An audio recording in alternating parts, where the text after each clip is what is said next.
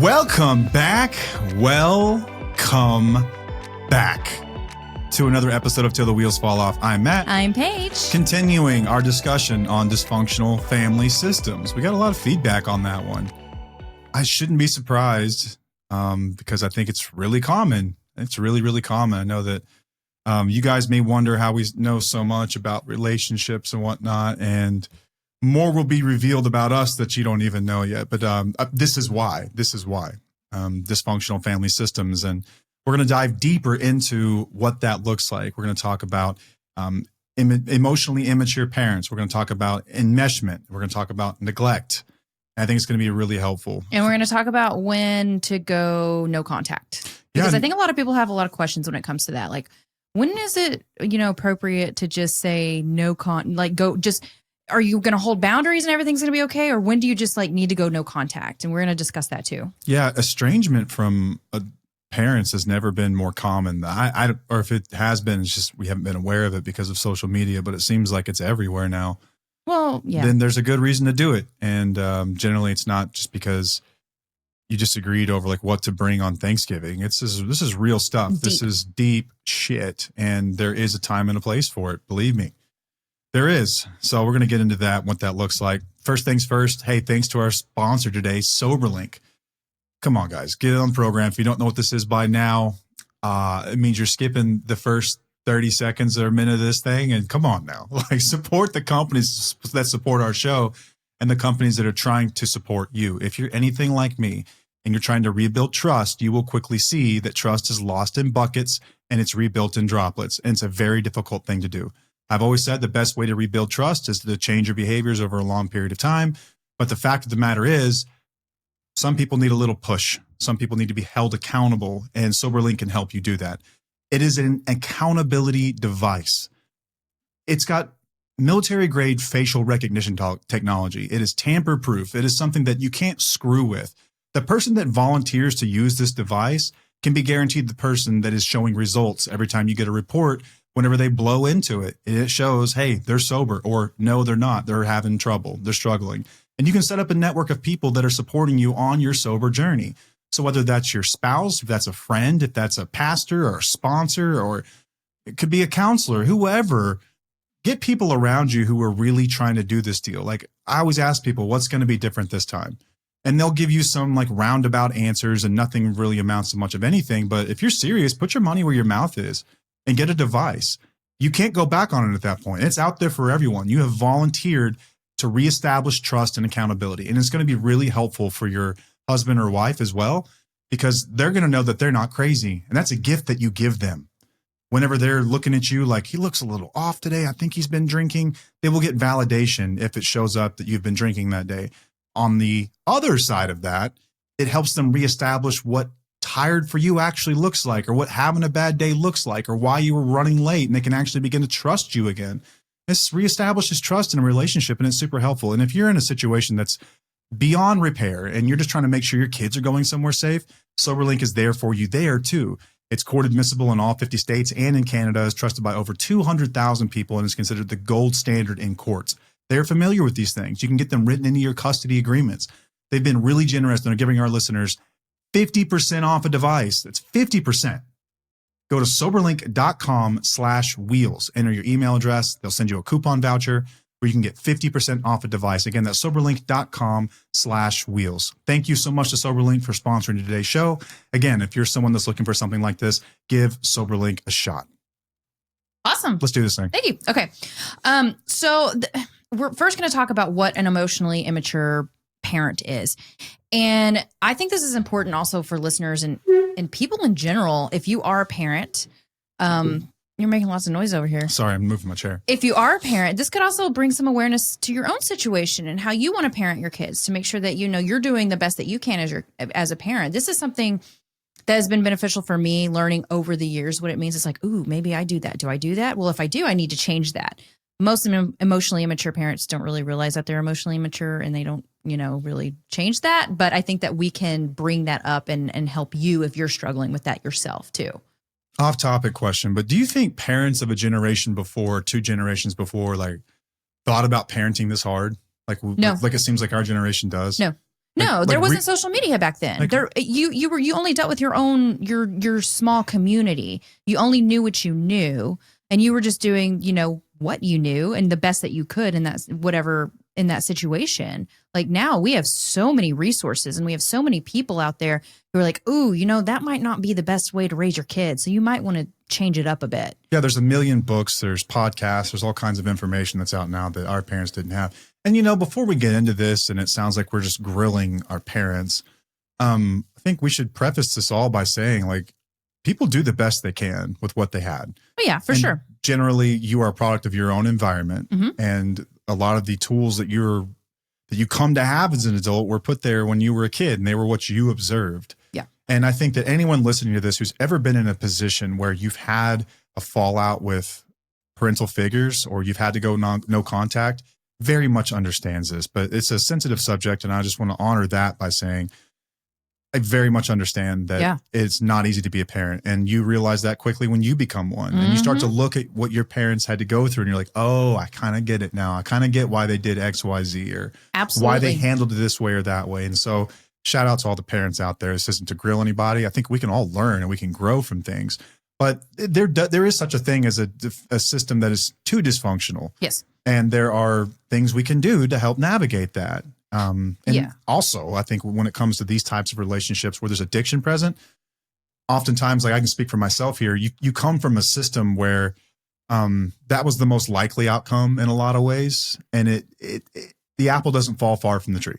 Mm-hmm. I'll just put it that way. Yeah. And everything that comes with that. Right. Like we talk very little about like how to deal with your drinking here or what to do when you're struggling with triggers or any of that shit. It's everything around it. It's the emotional immaturity. It's the defensiveness. It's the behaviors that surround that are as ingrained as anything else in people. Yeah. And I think that that's kind of what I'd like to really focus on here because we've got a lot of experience with this. Yeah. You've got the most experience with this. Well, from an outsider, yes. Yeah. Seeing it firsthand from the outside. Yes, absolutely. But also what it all boils down to is that I believe that the generations before us kind of lacked accountability and self-awareness and didn't really know how to change their behaviors. It was more of like, this is who I am. This is how I was raised. This is what I know. And I'm not going to change because this is who I am. Well, now we have more things that help us become more accountable. We have people that love us that tell us like, hey, go to therapy. This is harming me. Do something about it. But the generations before us were like, no, that's just who I am. There's lack of accountability. And I think that's what like all of this, what we talk about all the time is just the lack of accountability and change behavior. Yeah. Yeah. It seems like it's become more normal than ever to sort of push back and question things when before that just really wasn't done. Like, I don't think it ever occurred to my parents that like I could be doing this wrong. Like at any point, you know what I mean? Yeah. Well, it's mainly like, oh, well, I did the best that I could. This is what I did. That's the best I could. You had it better than me. Okay, I've never been told that, but it's like, that's a problem. Okay. All right. Let's get into this real quick. So let's talk about what is emotional immaturity. Okay. This is when parents who are reactive, they're self-absorbed, unpredictable, dismissive of their child's emotions, or reliant on their child to meet their needs. Yeah. Yeah. Do you recognize this? Very much so. This is like, for me anyway, this is like when your adult mother mimics the behaviors of your 14-year-old girlfriend. This is what that was like for me. Yes. Which is almost like enmeshment too. Yeah, which we'll get man. into. We'll get into that in a minute. Emotionally immature parents, and you won't know it until you get a little bit older because they are, I almost look at it like they're stunted, like something has happened in their life and they're great up to a certain point. Mm-hmm. So when you're really young, you wouldn't ever notice it because they're more mature than you when you're 7 years old. It becomes a real issue when you become an adult. Yeah. When you're an adult and you're trying to have adult conversations with someone who's emotionally immature, especially a parent, it's impossible. It's absolutely impossible. Right. But you're also typically starting to outgrow these people. Yeah, you outgrow them. That's what happens is that you outgrow them. And here's the thing, like as a parent with my kids, like I hope they outgrow me one day, in a way. I do hope that they do better than I do. Like I want to learn from them. And I'm not going to like hold that against them. But I think a lot of parents do that. They'll hold it against them. Like, no, I'm your mom. You're my kid. You do whatever I say and blah, blah, blah. But I see myself in some of this. And I'll be honest with you, when it comes to emotional, immature parenting, I see myself, this is what I was talking about earlier, is like how we need to discuss. When we discuss this, I want you to be able to like maybe dissect it for yourself just in case like there's something that you can work on. Only difference with me is that I'm recognizing it and I'm trying to change it. You know, a lot of emotionally immature parents aren't going to look at that. They're going to be like, no, I'm the parent. That's just what I do. Or they don't even want to discuss it.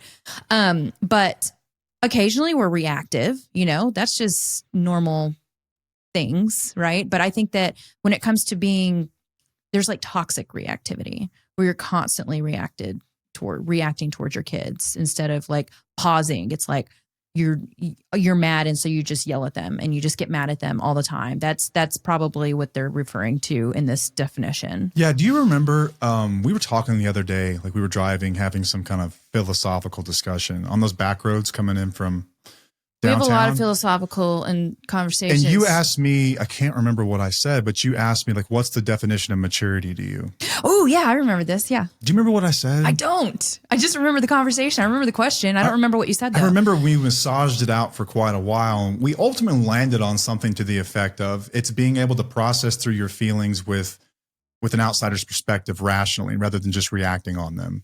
Yeah. It's the ability to respond rather than react. It was something to that effect, I think. Right. We were talking about being impulsive. Yeah. Because it's not being impulsive. It's really actually thinking before you speak, thinking before you act, thinking before you do anything instead of just being impulsive on things. Yeah. And that is usually born out of a process of reacting the wrong way and having your ass humbled many times as you're doing it, whether you're corrected by someone growing up or another adult pulls you aside, or maybe your adult children stop talking to you. But there's another degree of emotionally immature parents that never really get there. And I think it's what you're saying is funny, because I think we could read through this list and we'll just go through the list real quick of traits. It's a lack of empathy. Yeah, but I was going to say that I was unpredictable sometimes too. Do you think I'm unpredictable as a parent? No.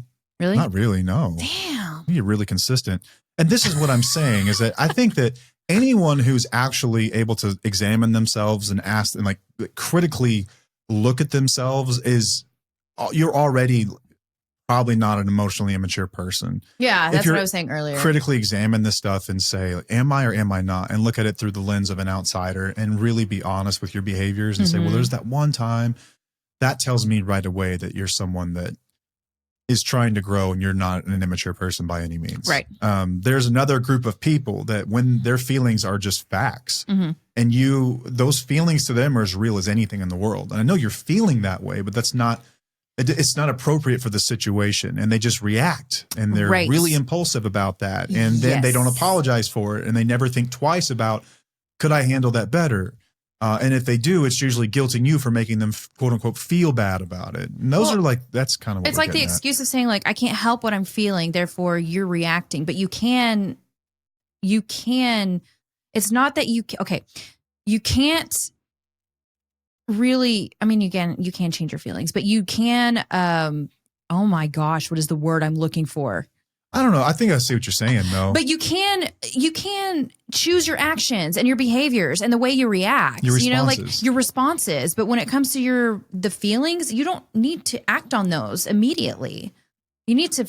You can't control your first thought, but you can your second. Right. That's kind of the way I've always looked at it. Right.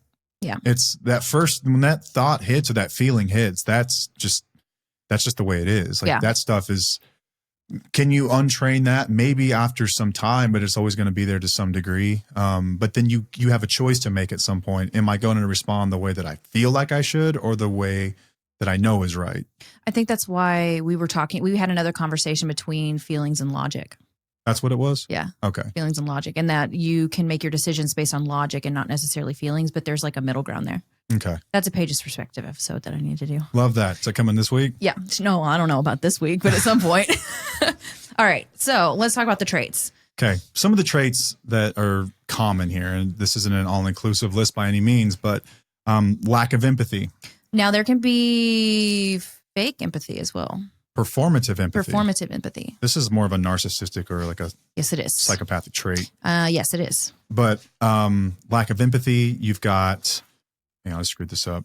Okay, yeah, lack of empathy, defensiveness, and blame shifting. Okay. These are people that never take responsibility for anything. Right. Anytime that they're questioned or challenged, you're never met with anything other than pushback. It's, I can just think of some things that went on in my own home. You know, my mother would throw things or smash shit. And if you tried to challenge her on it, it was always defensive. And there was always a reason and always an explanation for why. But what it really amounted to was an excuse and never an apology. It was just defensiveness or blame shifting, blaming it back on me. Like, if you weren't such a bad kid, Yeah. I'd heard that in my life. Believe me, it's because of you. It's because of the way you respond. I responded that way. And we're not talking about, like, I was a fucking kid. We're not talking about like reactive defense or anything like that. Like, this is a parent, right? Right. Every parent has been driven crazy to some degree by their kids, but it's not like I was doing this, like baiting her or anything else. She just responded poorly. Right. Gets really defensive and they shift blame back onto other people. It's never their fault. It was the way that they were raised. It was the person at the red light this morning. It was the cashier. It was your other parent, your father or whoever the hell, man. It was just always somebody. You've also got rigid thinking and these black and white perspectives. It's all or nothing thinking, man. Say something, Paige. That's something I've been working on my entire life. But I think a lot of people have it is that, honestly. the most common cognitive distortion of all time. Yes, it is. We are all guilty of this at some point in our lives where we're thinking in absolutes, right? If my day's not going well, then it's totally ruined. Or something, one small thing will happen during your day and you think your whole day is ruined. That's sort of a catastrophizing, but it's also black and white in a lot of ways, where things are either good or bad, as opposed to just sort of this middle ground, and it's fluid. But yeah, black and white thinking. A lot of immature parents are black and white thinkers. And when it comes to things like loyalty as a parent or as a kid, like if you're defending your wife or something to that effect, then that means you don't love them. That means you don't respect them. It's like, it doesn't mean any of that stuff. It doesn't. And this is sort of the stuff that you'll get into when it comes to these types of parents.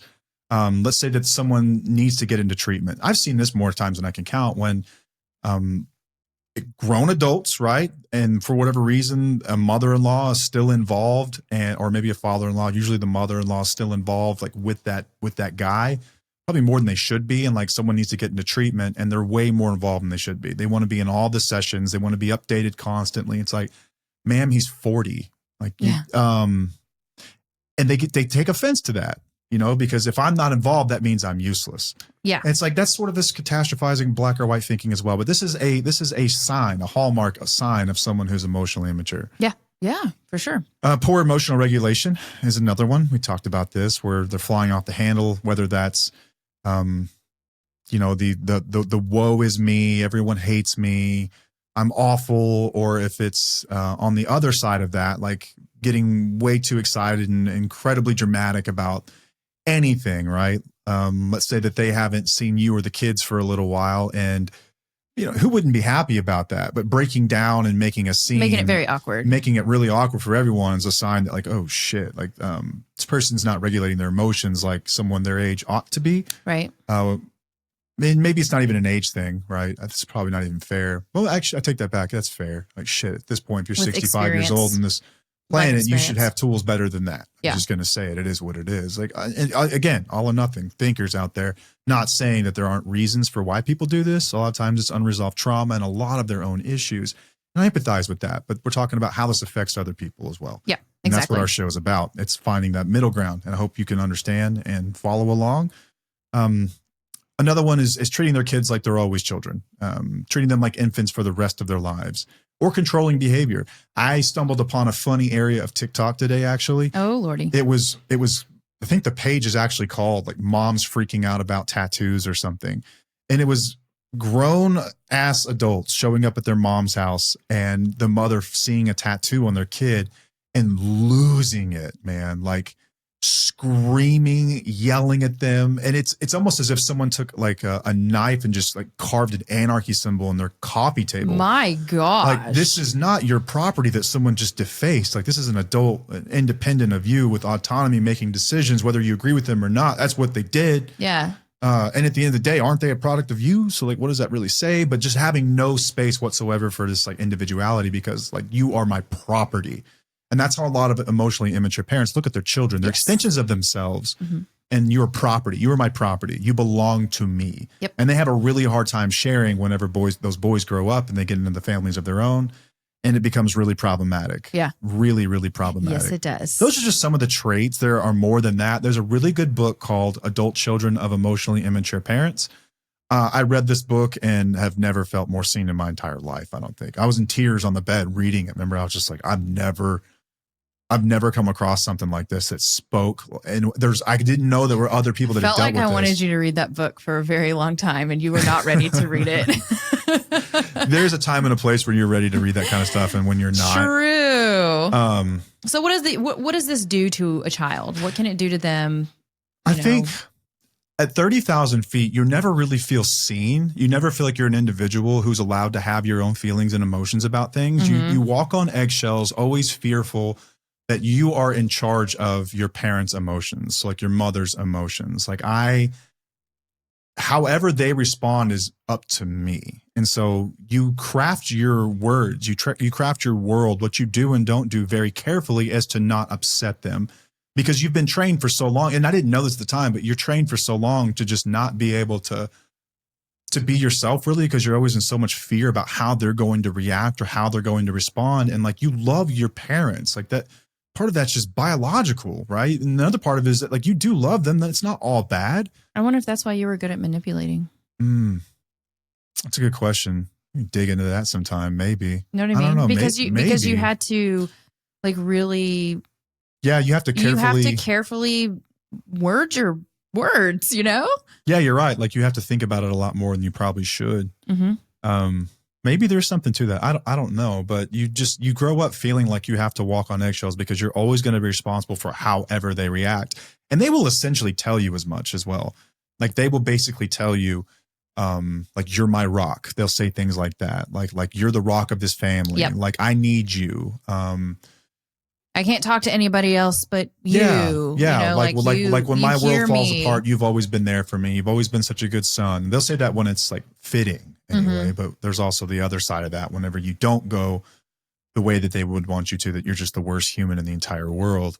And so I think as a kid growing up, like when you become an adult in the world, you sort of feel like you've never really been seen or validated. Yeah. Because you haven't been allowed to have emotions in what is the most important relationship of your life up until the point that you weren't meet your allowed spouse. to have your feelings or say what you wanted to say without it backfiring. Yeah. And then you also feel, I got really resentful and bitter about this at one point where I got tired of feeling like I always had to be the adult in the room with adults. Oh, yeah. And yeah. Like, I should not be the voice of reason at 20 years old. You're supposed to be telling me what to do. I'm supposed to be able to reach out. See what I'm talking about? Okay, so anyway, so I'm supposed to be able to reach out and like ask for advice at this point in my life. And then you're supposed to be a mentor to me. And you're just always the adult. And at some point you have to like parent your children, or you parent your parents. And it's you feel like you've been robbed at some point. I've always kind of felt like there's an emptiness in me to some degree that I got robbed of it, and I'm not resentful about it anymore at all. Like things are the way they are. And that's as a result of a million different factors. None of them my fault necessarily, and there's a lot of pain behind them, and I empathize with that deeply. I really do, but it just doesn't mean it doesn't suck. And so, adult children of emotionally immature parents can get very overwhelmed when they're in situations where they feel needed or they feel like others are relying on them, because you've never really felt like there were people there like that for you. It's like, where's my me? Yeah. You know what I mean? Yeah, like yeah, absolutely. I've written about that and I've talked about that. And that's a lot of where this comes from. It's always feeling like the responsible one, always feeling the one that has to hold things together. Yeah. And if that's what's been required of me in life, so be it. There could be worse things, I guess, but it also comes with the side that it wears you out. You get overstimulated, you're over functioning, and you feel like you can never get a rest or a break because like the people that were supposed to be regulating you're having to regulate from a very young age, and be the responsible one. And that's the effects. And so your mom sometimes will trauma dump on you. Like this is a very common one. I've been through that a million times, and part of conversations that I should have never been part of when I was younger. Hearing some stuff about adult relationships that I just should have never heard. really inappropriate type conversations. At the time, I didn't know it. At the time, I thought, oh, I'm trusted with this information. I must be needed. Therefore, I can have this convo. I'm obviously ready for it if an adult is trusting me with it, which is the danger there, I think. Or like, let's say that you were a boy, and my dad never did any of this, but like you get the silent treatment when you cry. They let you in so many ways know that that's not okay. Yeah. That men don't act that way. There's you no don't get to comfort feel there. feelings. And so you never feel validated.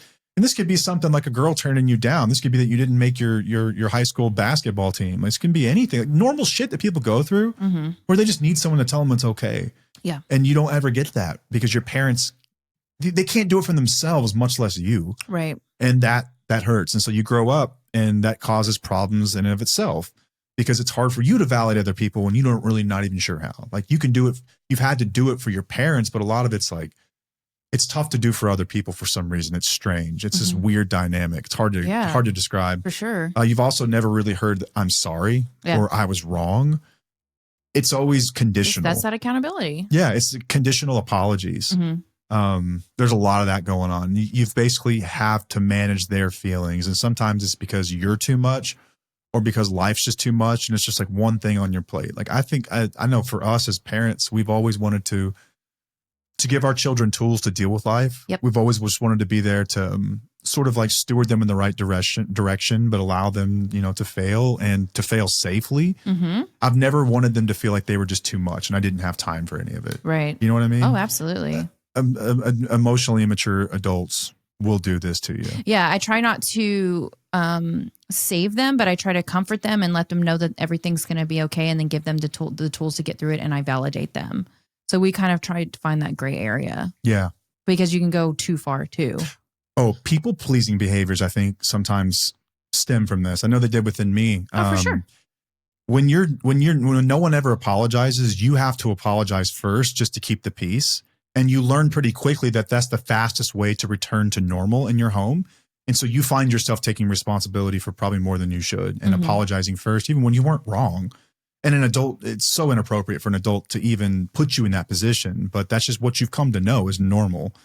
And this is where a lot of these families are sitting. Like, when there's addiction present, there's a lot of times this is behind it. A lot of the times this is behind it. So you're not just dealing with a husband that's got problems. You're dealing with a whole family system that is crooked and dysfunctional. And you might feel like the only one that feels like you've got your head on straight. And so I wanted to ask you, like, what was it like watching this stuff from the outside? Oh, it was very challenging to watch it from the outside because I was like, okay, how do you not see this? Like, how do you not understand, right from wrong, I guess you could say. And of course, you would say something like, oh, this is just my life. This is just what it is. This is okay. This is normal. This is not, this is all I know. But from the outside, it's like, no, this is not okay. Like, I can see that these things are not okay. This is not normal. This is not, this is going to impact you in the future. I know it's going to impact you in the future if something isn't done about it. So it's really hard. And I wasn't always that cordial about it. You're making it sound like I was just easy to deal with. I pushed back a lot. Oh, yeah, you pushed back. I defended it. I defended the whole system. Yes, you did. All the time. Yeah, you did. And that was difficult, and that it's super challenging to get through because I'm like, no. And then I would have to question myself. I would start normalizing, or I would start minimizing it and thinking, okay, well, if he says it's okay, then everything's okay. But years and years would go by and things would get worse. And it's like, nothing is changing. Like, this is still not okay. And then I finally got to a point where I'm like, okay, I was pretty right in the beginning. Like, I know that this was not what I wanted in my life. I didn't want this, and this went against my values. This isn't something that I want. And I had to be okay with that, even if you didn't catch up to that yet.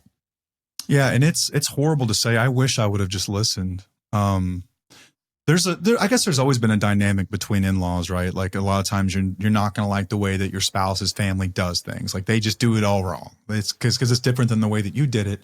But you weren't identifying that basic stuff. You weren't identifying like the little traditions that we had, or maybe that we went a little heavy on gifts for like a certain holiday. It was. Oh, no, I mentioned that. You mentioned it, but it was much deeper than like that surface level stuff that a lot of people deal with. I knew that was caused by deeper things. It was so much deeper than that. But a lot of people a lot of people can't really put their fingers on what it is that's really bothering them. So it makes it very complicated to bring it up.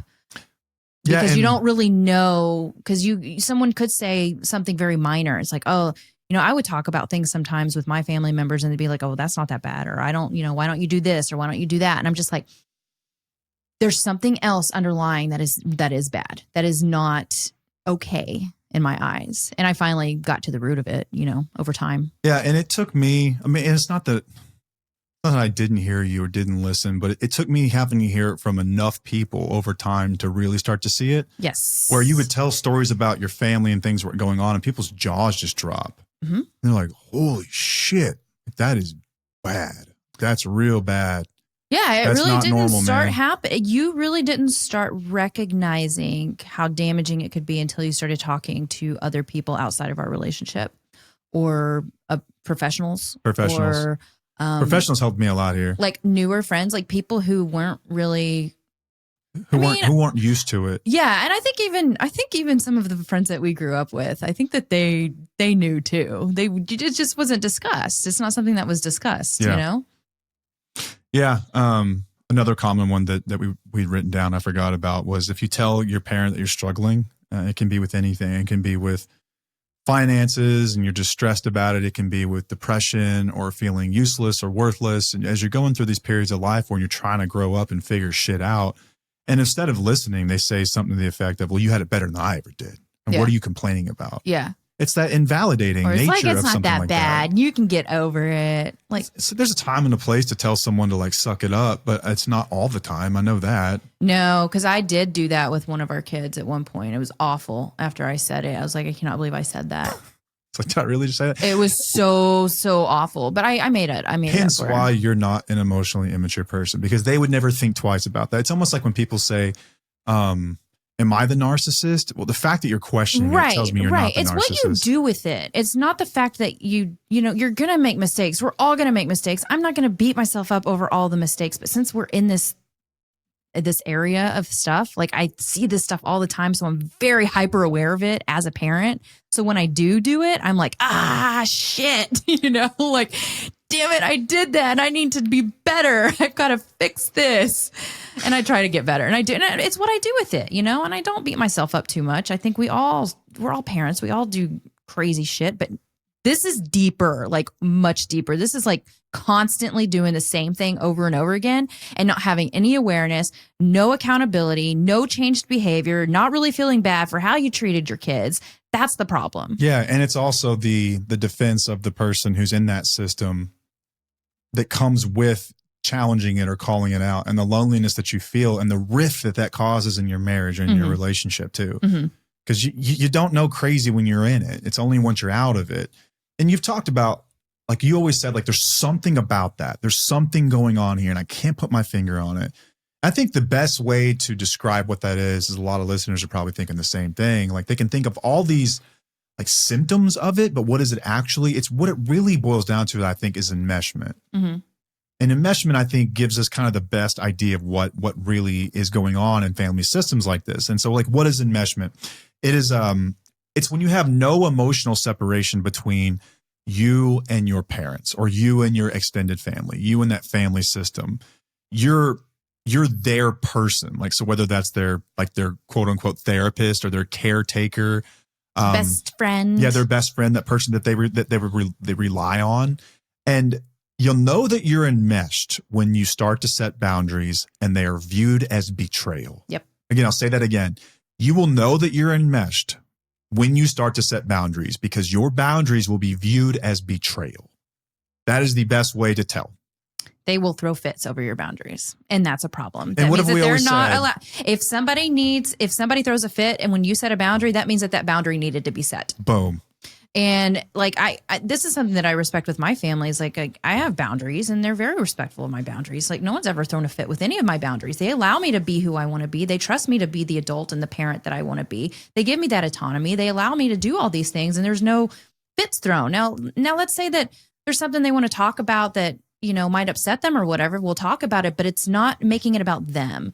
I feel like whenever you're enmeshed in a family system and you do start setting boundaries, you start speaking your mind, the person who benefited from your lack of boundaries is just going to make it all about them and not even respect who you are and what you want to do, even as a parent or an adult or whatever. It goes smooth over their head. It does. It goes completely over their head because you're changing the dynamics. Family systems need to change over time, but sometimes in the dysfunctional family systems, they have this like mentality of like, this is how we've always done it. This is how we're going to do it. It's my way or the highway. These are our traditions. This is how it's always supposed to be. And they don't, because I said so. Because I said so. And then they don't recognize that things change. People change. Your children will change. And the relationship with your children should change over time. It should change over time. Yes, absolutely. At some point, you become an adult and you earn a spot at the adult table and you can start to have adult conversations. That time's not when you're a child, and the time to have children conversations is not when you're an adult. Yeah. And enmeshed families and immature people get this wrong all the time. All the time. And it's so frustrating. So that's just a red flag for you. If you feel like, something is wonky, that's what it is. And especially if you're a spouse, okay? If you're a spouse of like your partner is enmeshed in their family and you start setting boundaries like within your children and with holidays and with stuff like that, and their family starts throwing fits over it, that's a red flag. That means that there's something just kind of wonky there that needs to be addressed by your partner. Mm-hmm. But they may not see that because they'll look at it as, oh, that's not a big deal. Because Matt did this for years. I tried to set boundaries with our children since they were born. And Matt was very good at what he did. And he was very good at like, no, it's okay. We'll be okay. That's just how they'll do it. Peacekeeper. Everything. Or, I know that my family doesn't do what your family does, but this is okay. Everything will be okay. And I should have listened to my gut. Like I should have listened to my gut and said, no, these are my boundaries. And if you're not on board, so be it. I'm going to continue putting these boundaries up. But it was hard when he wasn't on board. Very, very hard. It's almost impossible. Like we've never had any fights in our relationship really that weren't about this. We don't fight about anything else. Mm-mm. How often do we ever disagree about anything else? I don't know. We talked about that on the other episode. Never. I mean, sometimes we do. I'm trying to think about I even asked you, I was like, what's the most recent fight that we've had that wasn't this? I don't even remember. Exactly. I can't either. I don't know.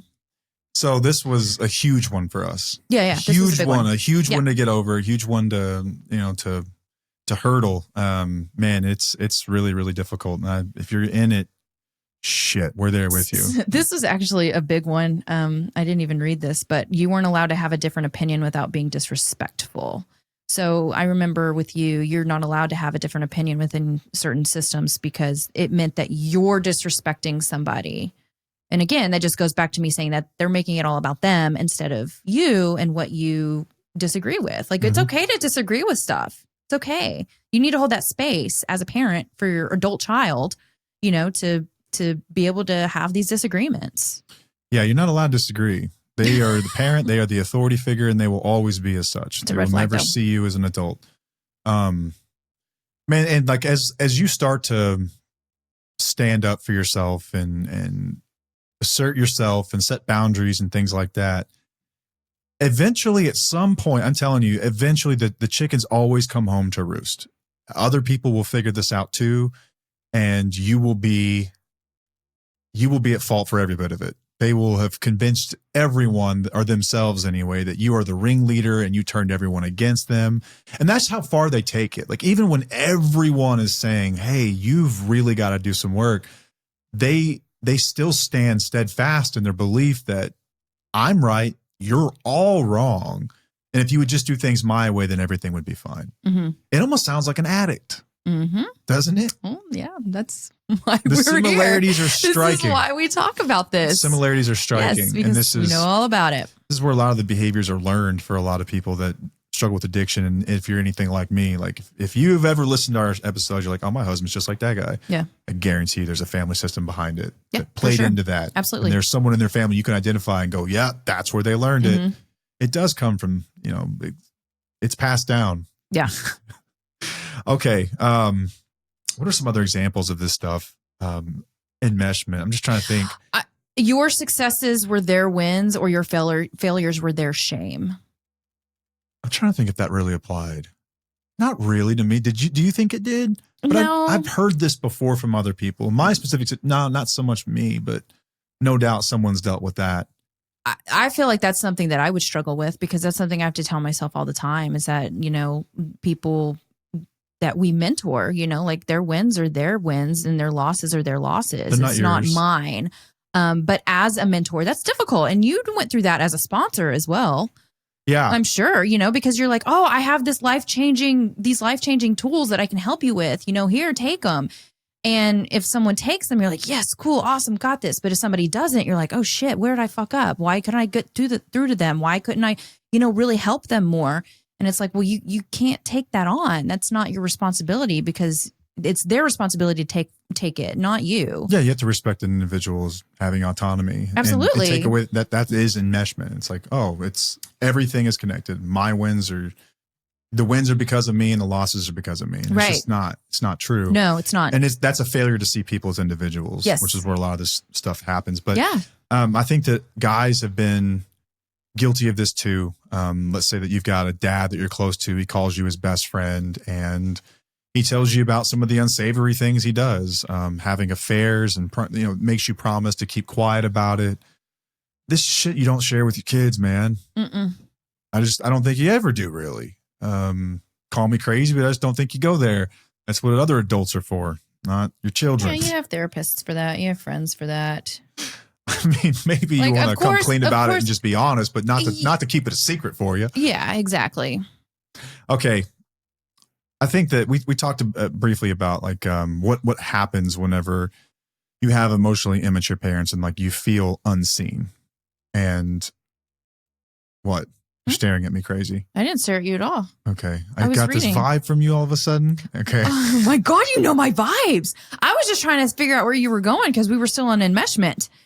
Do you have anything else on enmeshment? No, I don't. I wanted to go to neglect. Okay, let's talk neglect. Because we had somebody actually ask about neglect in the fan mail. By the way, fan mail. Get them with the fan mail page.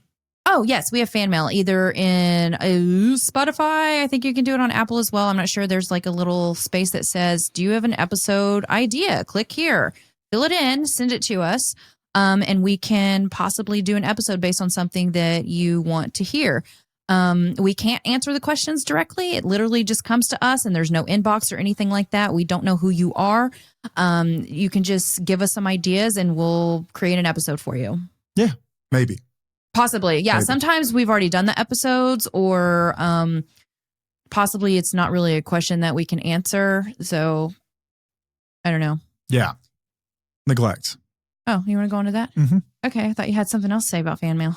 No, I appreciate it. I love when we get that kind of stuff, though. It means you guys are engaged and you're listening. You want to know more. Yeah. And you actually tell us what we've hit on and what we haven't. Like somebody in the fan mail said they wanted a part 2 or something, or touch on neglect, because we did touch on it before, but we didn't really dig into it very much. So we're going to dig into it here a little bit more, so you can understand what neglect means, because a lot of the times we think that neglect just means that somebody's basically abandoning you. They're not taking care of you. They're not feeding you. They don't give you shelter. They're not giving you clothes. No, neglect is different. It can be completely, you don't really know that it's happening until later on. Yeah, it's subtle in a lot of ways. It's subtle. Yeah. It's subtle in a lot of ways. It's not exactly what you think. I never would have considered myself neglected at all, because materially you had everything you needed. You had a roof over your head. You give me a look again. I don't want to touch on that one. You don't? I don't. Okay. I don't think you want to touch on that one. Maybe I do. What is this? You were very neglected. Oh. How can you say that you didn't feel that you were? I guess, you know what? I guess that you didn't feel like you were, because you were being fed. You did have money. What she's referring to is at a time in my life, probably high school, as my mother was going through a really difficult time in her own life. She just bailed for weeks and weeks on end, and we just wouldn't see her at all. It was months throughout my high school. Yeah, life. I wasn't allowed to go to. You weren't allowed at my house at this time because your my parents mom knew there was found no out adults. that there was an adults there. So my mom was like, "Nope, you're not allowed over there anymore." And I was like, and I guess as an adult, as a teenager, you think it's cool. You think you're trusted, and so we would throw parties and do all kinds of crazy shit at the house, and it was like our own little house. But looking back on it now, having a teenager, I'm like, that is crazy. Mm-hmm. Where were y'all? That's crazy. Mm-hmm. That is absolutely neglectful. That was just a very big red flag that I had when we were together. Like I was like, this is not okay. This is not structured. This is not a very organized. Yeah, so structured family. that's like physical neglect. There's also we're talking about more like emotional Yes, neglect. more subtle. Yeah, and your emotions are minimized or just completely dismissed. Anytime that you have a problem, it's minimized. It's not a problem, right? The only to the extent that there is a problem, you're the problem. Sort of like this gaslighting approach that emotionally immature people take, or you're just entirely dismissed. They don't even want to hear what you have to say. They don't give a shit what you have to say, or you even bringing something like this up brings shame to them, and that's too much for them to bear. And then they turn around and they need to make it about them and how their shit is more important. And it's like, you're fucking damned if you do and you're damned if you don't. And at the end of it, you just feel lonely. You feel really, really lonely in it all. Mm-hmm. You got some of this from me, but you saw this happen to me as well. Being neglected. Yeah. With the emotional and part. I know yes, that, absolutely. I know there have been times in our relationship where you have cried tears on my behalf because I couldn't for myself. Yes. Because it's really hard to watch someone go through that. Absolutely. It was extremely difficult to watch you go through that because I was like, I know it's something that I didn't want to do with my children. And I was very heartbroken that you had to go through that. But you didn't, I feel like I was more heartbroken about things that you went through than you were.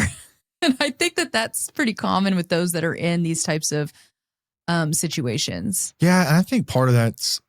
Or it could be my empathy as well. I think everyone handles that maybe a bit different. Okay.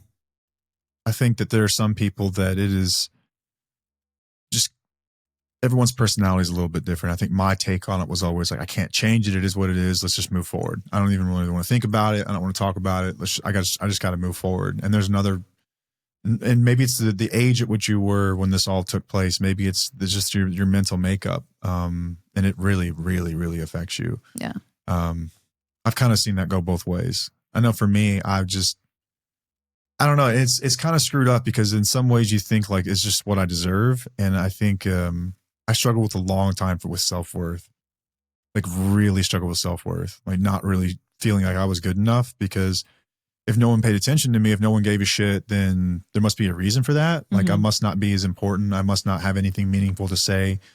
And you kind of like fall into this role of like whipping boy where you're just there to serve other people and you don't really matter.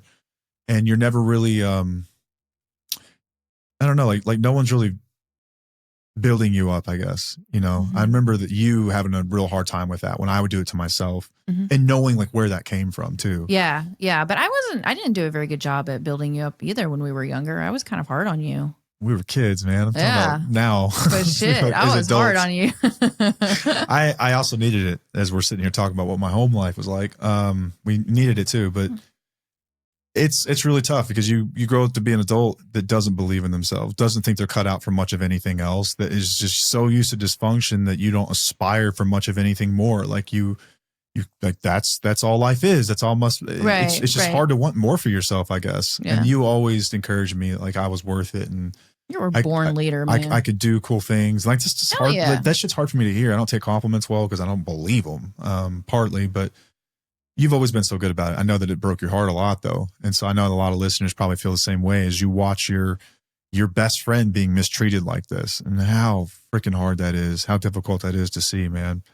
And I think that self-soothing is a wonderful skill that we learn as little kids, but not all the time. Sometimes it's really, really comforting to know that there are other people there who got your back. I think that neglect kind of played into that too for me. Yeah. Where I feel like I have to be self-sufficient. And if I have to fix this, I'm going to fix everything for everyone. I think that a big part of it. You still struggle with that a little bit. Big time. I mean, that's a big thing that you've been dealing with even lately, a lot lately that I've noticed. And just having to want to fix everything. And it brings a weight and stress of its own. That's really like, it's not coming from anywhere but me. I know. You've gone to the extreme. We've talked about this, how we both have gone to the extreme. Like you've gone to the part where you want to fix everything, which a lot of people say that spouses of addicts and alcoholics just want to fix everything. So you're kind of like on that extreme side. Yeah. And I can be on the other side where I'm just like, no, you're on your own. Like I'm not going to fix anything for you anymore. It's kind of crazy. What time is it? 7:27. Okay. Thank you. Got to roll. Pretty soon. I've got 10 minutes. Okay. Man, I want to know more. Like, we're sitting here talking about what this stuff is, but I just want to know more about like what your experience was like through this, seeing the other side of it, and then being so fucking frustrated because you're the only one that sees this shit show for what it is, and no one's listening. It's lonely as hell because you're like, okay, but I knew deep down it all went against my values, and I couldn't just give in. I couldn't just cave. I couldn't just like accept it, right? It's not something that I could ever just accept. I always felt like I always had to say something. I always needed to bring it up. I always had to be like, okay, Matt, you're better than this. Like, come on, let's go. I know that you've got it in you to move past this, and grow past it. But it was just very lonely to feel like nobody heard me, and I felt like nobody heard. I just felt alone. It was extremely lonely. I think once again, we got lucky here because I saw the light before you ran out of patience. Mm-hmm. But do you think there is such a thing as running out of patience? Absolutely. And you get to that point where... Yes, I do. Because I've said this before. This was the one thing that could have probably...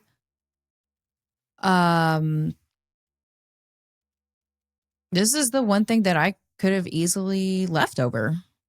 Beyond the addiction and everything else, this is the thing. Yes, because this is the root. This caused more problems. This is the root of the problem. This was the root of the problem. If this didn't change, I felt like nothing else was going to fully change within our lives. I think that's accurate too. I really do. I think that the longer you stay attached to that system, it's almost like this little umbilical cord that feeds you the chaos, and it feeds you these ways of behaving and responding and acting, and it keeps you in this role that you had as a child. You're never, ever going to be able to really flourish on your own with your own family when you still got that tether to that system and you're really enmeshed in it. Yeah. And for the longest time, and I think this is a perfect segue into going no contact. Going no contact is a last resort. I just want to say that. I think that we tried everything we possibly could before getting to that point. 100%. But I'm at the point now where I don't talk to my mother at all. I talk to my dad on a very regular basis. I don't talk to my mom unless it's business related because we do business together. But other than that, I don't talk to her. And it's because I discovered, much like with drugs and alcohol, that the amount I can take is zero.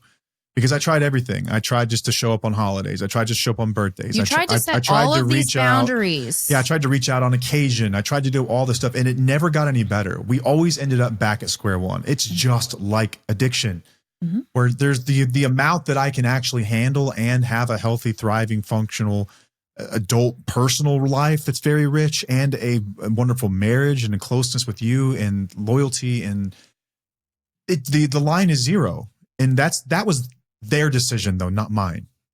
That was their decision. I think that's something I had to come to terms with for a long time. I feel like I was hurting people in setting boundaries. It's like, hey, you can't respond that way.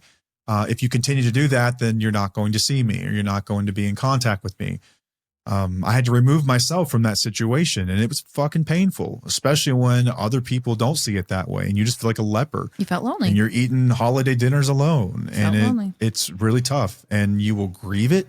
There is no shortcut. I know the questions we're going to get are, how do you get past it? You just get through it, and you're going to grieve, and it hurts, but it gets easier.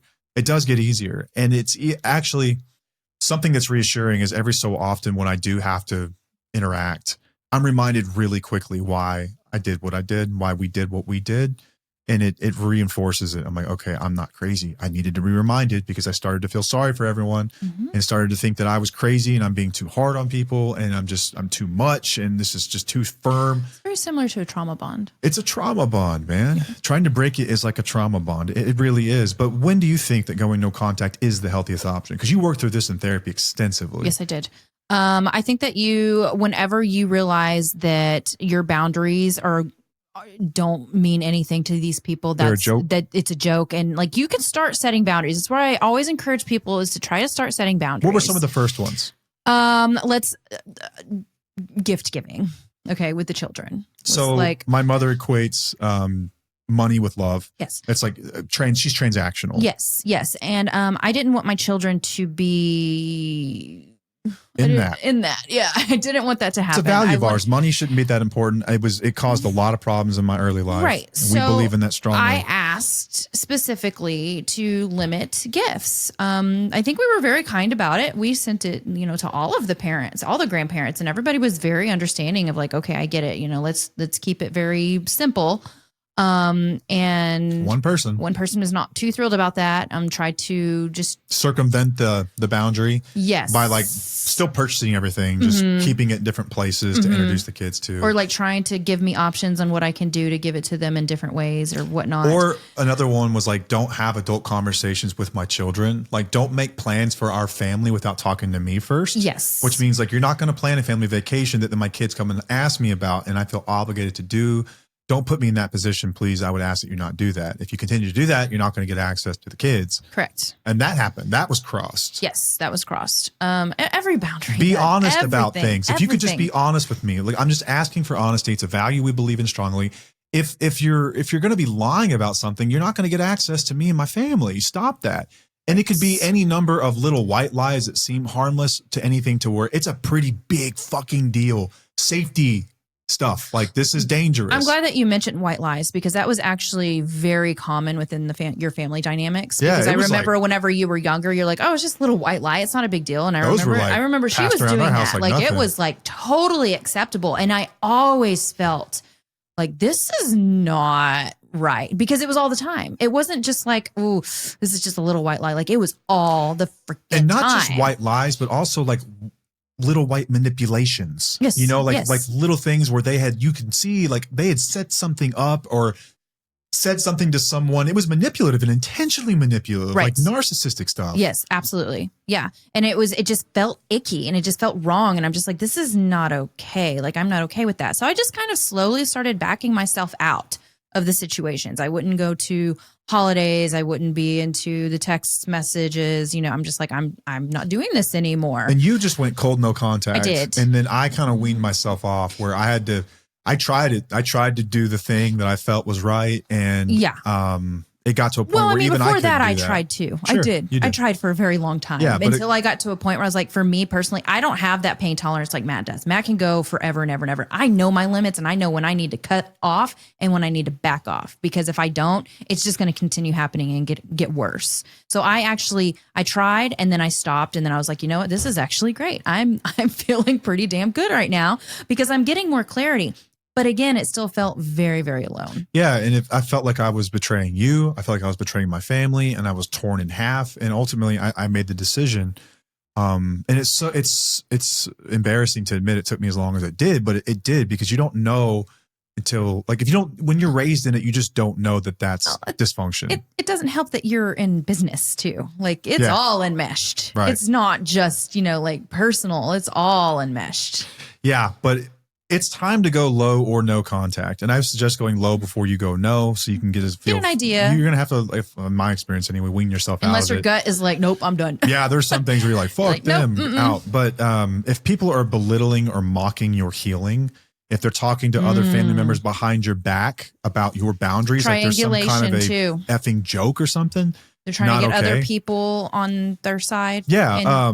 If boundaries against you, boundaries that lead to like manipulation or guilt trips about how awful you are and you've taken away something from them, like your property or something, right? That people have entitled to you.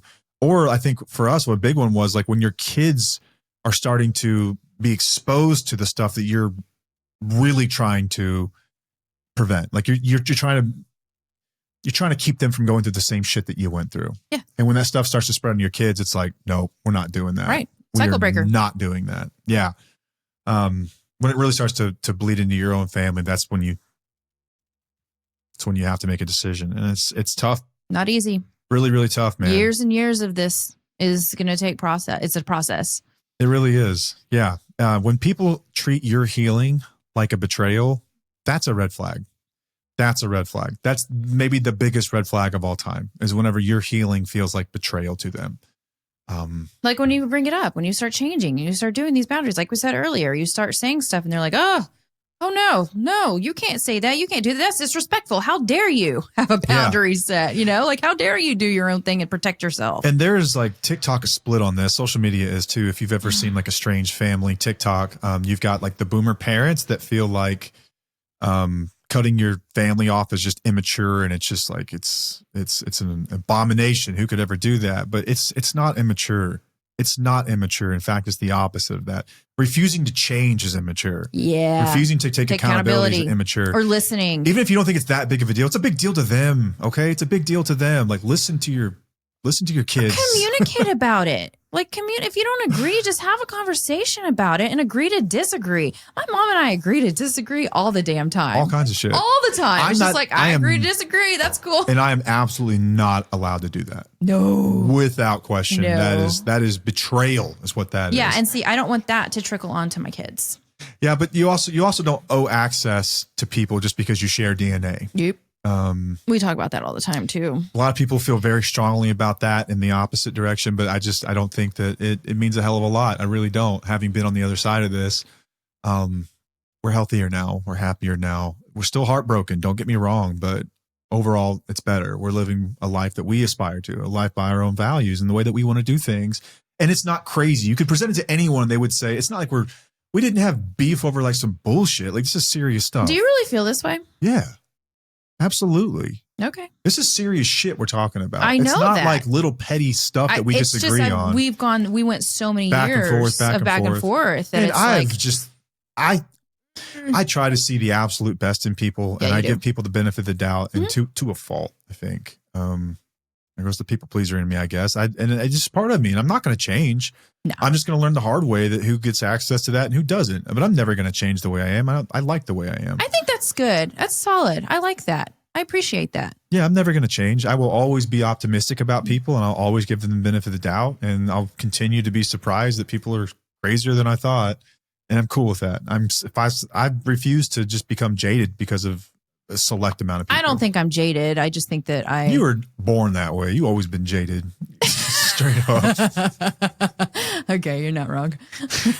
But ultimately what I did choose is this family, the family that lives under this roof. It's this is what I chose, and I do not regret it.